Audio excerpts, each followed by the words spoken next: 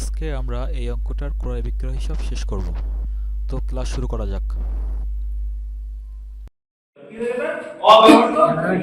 যেগুলো অব্যবহৃত থেকে যায় এর নাম হচ্ছে সমাপনী অনুকরণ।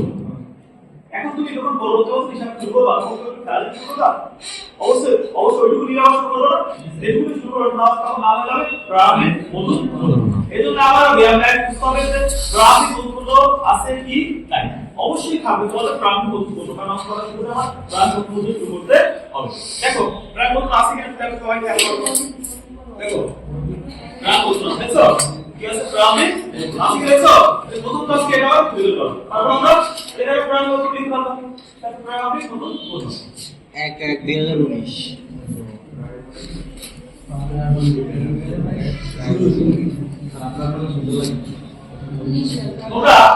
তোমরা আশা থাকবে বন্ধুত্ব 1/1/2019 থাকবে মনে থাকবে কি বন্ধুত্ব দিকে পাশে ব্র্যাকেট লিখে থাকো 1/1/2019 তখন তোমরা সমস্যা প্রারম্ভিক অনুকরণ বুঝতে পেরেছো কিনা? এটুকু বুঝতে পেরেছো সমস্যা আছে কিনা?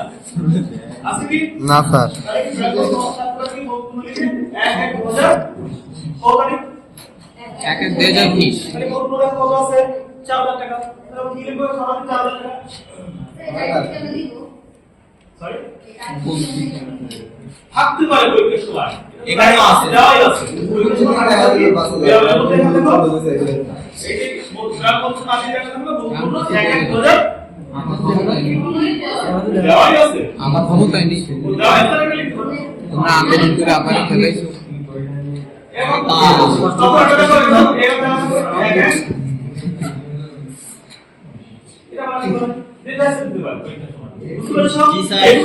সমস্যা আছে কিনা নাই ক্লিয়ার এটা আমরা কেন বলবো এখানে লিখেছি यस এখানে কোনো কাজ নাই যদি কাজ না করে এখানে পরীক্ষা করা কাজ নাই এজন্য ওই যে সুন্দর হ্যাঁ ভালো বলেছো ক্লিয়ার এই সমস্যা আছে কিনা এবার দেখো তোমার বলবে করো এই নগদ কমিশন আসবে নগদ সমস্যা আসে এখানে আমি কি আছে প্রত্যক্ষ খরচ কি আছে প্রত্যক্ষ খরচ যেগুলো উৎপাদন এবং কারখানার সাথে সরাসরি জড়িত সেগুলো এখানে আসবে। তাহলে দেখো সুনাম কি এখানে আসবে না তাহলে নিজের সম্পত্তি এখানে আসবে না না আর কত সম্পত্তি আসবে আর কত সম্পত্তি আসবে না উত্তরটা তুই করতে আসবে না আসবে না বহুত কত চলে আসছে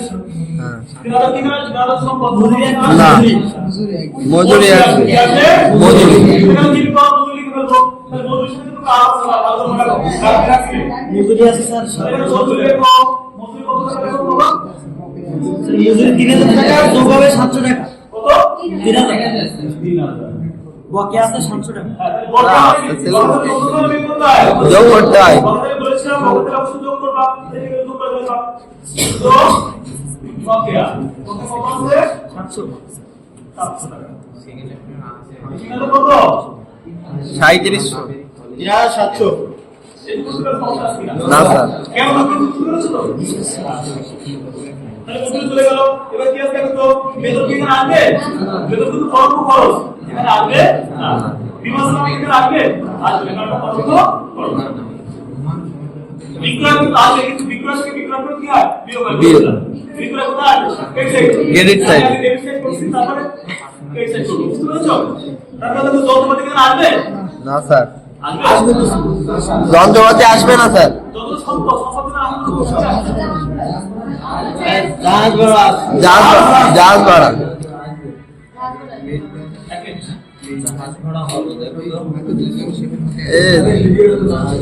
দেখো আমরা টাকা দিয়ে এখানে তো এখানে বলবো স্যার কোনো কাজ নেই হ্যাঁ যদি এখানে কাজ থাকে তাহলে কাজ নাই তো 2000 ব্যাকগ্রাউন্ড নয়েজ মেলা না ওকে এই মুদ্রার সমস্যা আছে কি না তারপরে দেখো এই বিনিয়োগের আসে সম্পদ বিনিয়োগ সম্পদ আসার কোনো প্রশ্নই আসে না হে বই লাগবে অফিস ছাড়া ওকে অফিস সেটা তো আসবে এখানে অনেক প্রত্যক্ষ জড়িত সেই খরচগুলো এখানে আসবে আর আসবে না আসবে সম্পত্তি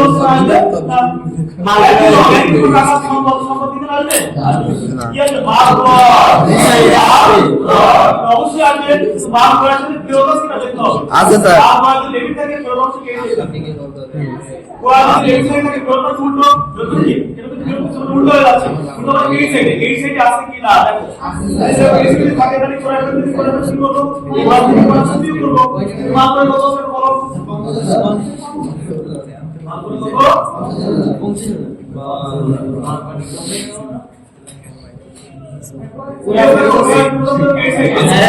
4000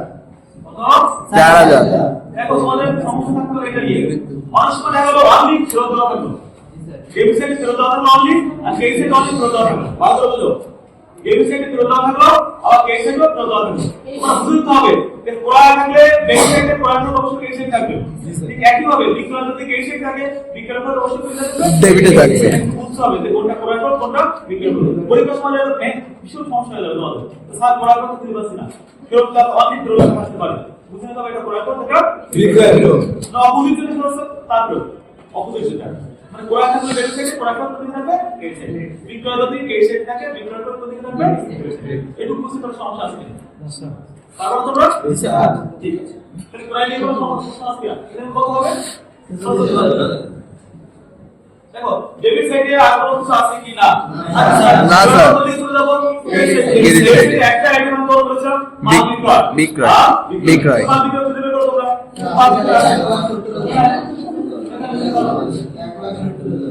এর ওখানে দেখছি মাল বিক্রয় করে করে নাও 170 দেখো জবাব দেখো ওইটা থেকে নিচ্ছে 6000 টাকা यस তোমার জিডি পাই কত 6000 দেখি সেরি খুঁজে দিব কত কি আছে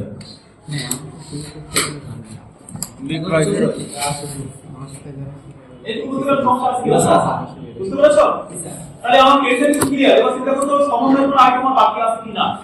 সমন্বয় কোনটা নিচে যে এগুলো যা পাওয়া বাবা অথবা 1 2 3 4 এরকম দেওয়া থাকে এগুলো হচ্ছে সমন্বয় আইটেম সেগুলো বাকি আছে কিনা সেটা আমরা দেখতে হবে বুঝতে পেরেছো তাহলে সমন্বয় আইটেম কোনগুলো দেখতে হবে বাবা সমাপনী মূলপূর্ণ সমাপনী মূলপূর্ণের জাবেদা কি জানো তোমরা জানো না সমাপনী মূলপূর্ণের জাবেদা হচ্ছে সমাপনী মূলপূর্ণ ডেবিট আর ক্রয় বিক্রয় হিসাব ক্রেডিট সমাপনী মূলপূর্ণ ডেবিট আর ক্রয় বিক্রয় হিসাব ক্রেডিট এই ক্রয় বিক্রয় ক্রেডিট তো ক্রয় বিক্রয় বলতে যাবে ক্রেডিট সাইডে আর সমাপনী মূলপূর্ণ অবশ্যই সম্পদ এজন্য সম্পদ সাইডে বলা সম্পদ কোথা থাকে উদ্ধৃত বলবে সম্পদ কোথা থাকে উদ্ধৃত বলবে তাহলে দেখো তাহলে এখানে কি সমাপনী মূলপূর্ণ অবশ্যই ক্রেডিট সাইডে যাবে বুঝছো তো ওদের সময় এক পাবে তাই তুই বল তাহলে একবার কথা হচ্ছে ক্রয় বিক্রয় ক্রেডিট সাইডে আর একটা বলতে সম্পদ সাইডে সম্পদ সাইডে বুঝতে পেরেছো কিনা তাহলে এখানে লিখো সমাপনী উৎপন্ন কি বলবো আরে ওরে মাথার জন্য কেটে যাচ্ছে না আমি দেখছি একটা কারণ এবার কথা আছে উনি কোন সমাপনী ভালো জন্য এটা এখন ক্লিয়ার করা পরবর্তীতে আর বলবো না সমাপনী উৎপন্ন দেওয়া টাকা এবং বাধা দেওয়া হচ্ছে 20000 টাকা তখন পরীক্ষার সময় থাকতে পারে সমাপনী উৎপন্নের করা হলো 20000 টাকা এবং বাধা হলো 15000 টাকা এর মধ্যে থেকে যেটি কম সেটি হিসাবে আনতে হবে সেটি হিসাবে আনতে হবে কেন আনতে হবে বিধি আছে হিসাবজ্ঞান বিধি আছে তোমাদের একটু লাগবে এত হাই লেভেল লাগবে না লক্ষ্যশীলতা নীতি অনুযায়ী পরিমাণগুলো 12 মধ্যে যেটি কম সেটি হিসাবে আনতে হয় কোনটা কম সেটা কম সেটা হিসাবে আনবো পরীক্ষার সময় কোন যেটা কম সেটা কোন হিসাবে আনবো কিন্তু এখানে একটা দেওয়া আছে এজন্য কোনো কিছু লাগবে না পরীক্ষার সময় থাকবে বিশেষজ্ঞ দেওয়া থাকবে আবার এরকম যেটি কম সেটি তোমরা হিসাবে আনবে ক্লিয়ার তোমরা কি বুঝতে পেরেছো কিনা আর দেখো কোনো কিছু বাকি আছে কিনা আর কোনো কিছু বাকি নাই তাহলে এবার আমরা যোগ বিয়োগ করলে তো লক্ষ্য হবে এখন তো আমার ক্রেডিট সাইড বেশি আছে এই যে ডেবিট সাইড বেশি আছে না ক্রেডিট সাইড বেশি আছে ক্রেডিট সাইড টোটাল করে টাকা না করে 100 টাকা এর ভিতরে আবার ডেবিট সাইড বেশি মনে করো না বুঝছো অনেক বড় আইটেম আছে তাহলে বলে এই সাইড বেশি হবে যে সাইডে টাকা বেশি ঠিক সেই সাইড কি করবে আগে যোগ করবে যে সাইডে শূন্য বেশি বুঝছো ওর তো শুনতে হবে যে আপল দাম কথা বেশি টাকা বেশি সেই সাইডে আমরা যোগ করব সেই সাইড কি করব আমরা আগে যোগ করব তাহলে সেই সাইডে আমরা যোগ করব বুঝতে পারছো আর এই মেইনটেইন প্রসেস কেসে যদি আই সাইড কেসে যদি অবশ্যই আই সাইড আর যেটা সমস্তটা আই সাইড তাহলে আই বেশি না বেশি আই কি হবে কি লাভ হবে সেটা মোট লাভ। মোট লাভ। অনলি মোট লাভ আইগা। বুঝতে পেরেছো? এটা জায়গাটা যোগ করব করে দাও। যোগটা করো ওরা তো অনেক যোগ করতে হবে এইখানে রাখতে হবে। এটা বলে হবে না কারণ এইখানে না যায় তুমি করতে পারবা না। এটা না যায় তুমি করতে পারবা। ওখানে লোক লাগবে কথা ঠিক সমান করে এখানে লাগবে। বুঝতে পেরেছো? লেভেল হয়েছে? এবার ওইখানে যোগ করো কত হয় 180 হয়েছে? এটা দিছে কি করো দুটো লাগবে মানে ক্লোজ করে দাও মানে হিসাব বন্ধ করে দাও। এই ক্ষেত্রে লোক কোথায় নিয়ে যাবো এইখানে 1,84,000 টাকা বিয়ের পরে কি করতে দুটো দুটো এইটুকু বুঝতে পারলে সমস্যা আছে কিনা? এবার এই দুটো খরচ এই খরচ সব যোগ করতে হয় যোগ করে কত হয় এখন এই 47,2000 যোগ করো 48 55,700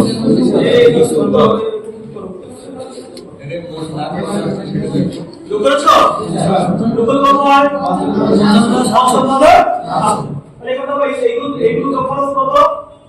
55,700 এই আমি এখানে করে দিচ্ছি এখানে কি করে কত খরচ করব তোমরা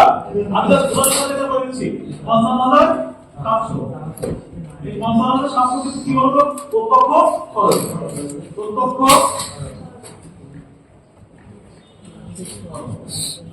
আয় কত হলো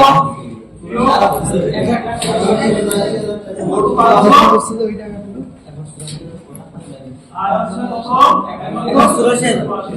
আর এতে হচ্ছে প্রত্যক্ষ খরচ বিয়োগ কি প্রত্যক্ষ খরচ বিয়োগ কত 55,000 এটা তো মোট লাভ না উদ্বৃত্ত কত করার পর যেটা আসে ওইটা ব্যবসা প্রতিষ্ঠানের মোট লাভ এটা খণ্ডকালীন না স্যার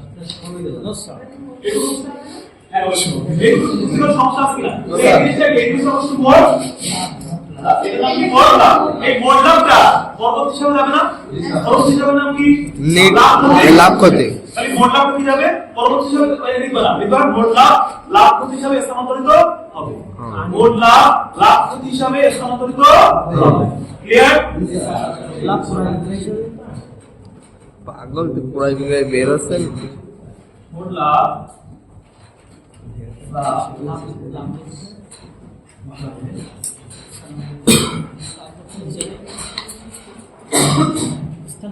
স্থানান্তরিত দাবি তার এক কথা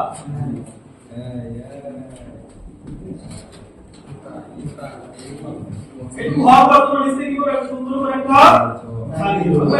তাহলে করে দিতে পারছ কিনা পারবো কিনা পারবা ঠিক আছে